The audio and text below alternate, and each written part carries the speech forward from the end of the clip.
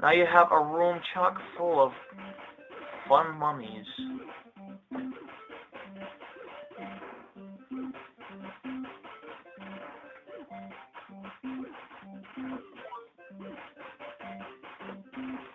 Now keep in mind, I have been playing this game for years, so I would take a little bit of time in that room.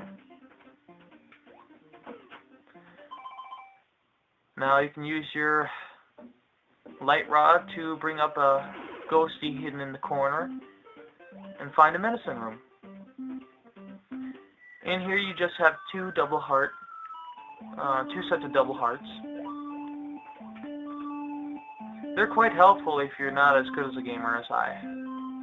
So I would suggest grabbing them. Now go south. Look out, there are more witches in here.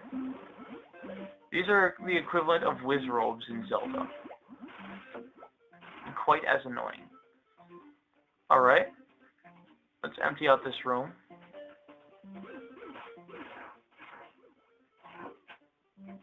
Now here's the boss, Maxie. Now as you can plainly see, there is nothing. So, common sense should tell you, use a light rod. Go up and switch to bolas. They're very good against this boss. So he'll start moving across the screen like he is now. You'll have those little projectiles in the back, and ghosties will try to fly at you, which you can see are quite annoying. And he also stops periodically, so that's the best time to hit him.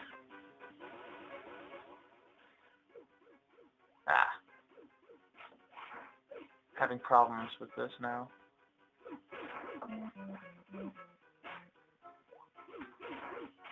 He's being particularly difficult today. Now, if you run out, you can always come up here and try to hit him, like that, with your yo-yo. That takes care of Maxie. Now, this is just funny.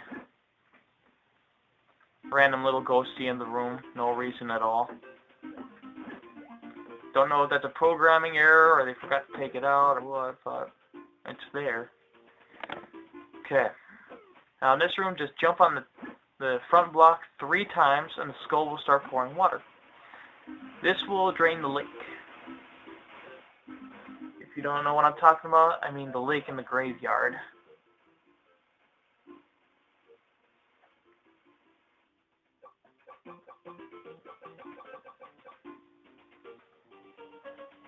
And as you see, the lake is all dried up.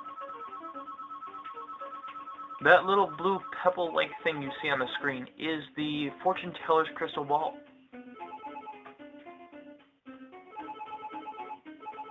So pick up the crystal ball and leave the graveyard.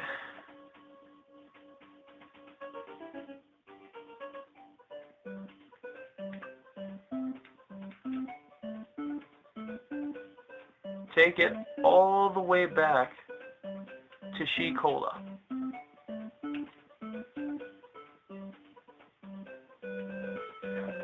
And again, trace the castle all the way back to the fortune teller's hut, or camp.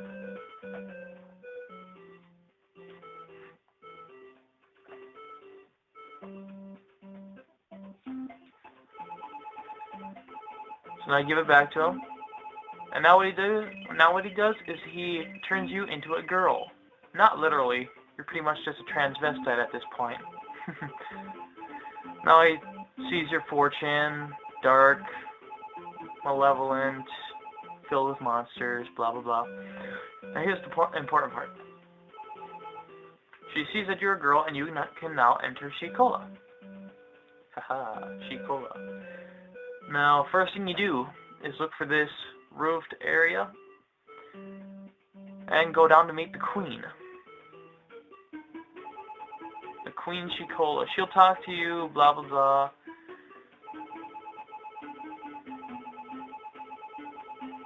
You'll talk about seeing the hermit and stuff. And then she'll give you a powerful weapon to upgrade your yo-yo, which is the shooting star. This shooting star requires 6 hearts to wield. Any less, it'll be downgraded back to your yo-yo, so it's not entirely gone. And it will now shoot up to about, I think, 4 or 5 spaces, rather than the normal 1 or 2. Oh, I'm sorry, I forgot something. In order to progress, you must first talk to this warrior up here. She will tell you how to get through the tunnel to the west, which I will tell you when we get there.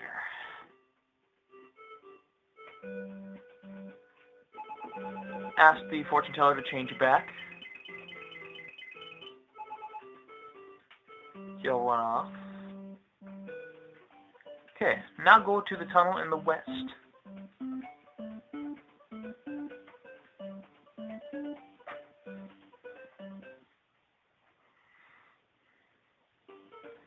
Now what you have to do is hop on this button 10 times and yell abracadabra. You don't have to yell abracadabra, but I do for fun. Abracadabra. And that path will magically appear. Now continue this path like any other path. And you'll see that this shooting star is twice as powerful as your yo-yo. It's very handy. Let's see. Yeah, it shoots about 4 spaces. And those mudfish are toast.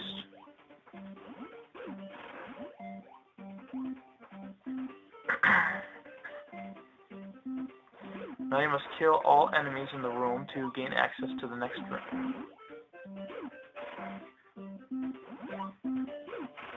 That did it. And that's the West Tunnel. It's that simple. Now stick with me. I know this level is a long one, but we're heading up on the final one. Yeah, go through the secret path. Here's another hut. Just in case you are curious, you can go in here and meet Poe, the famous poet. He gives you a poem. It's kind of pointless, but later on in the game, there's actually a guy who asks you if you know his poem. He says, "Are you a game master?"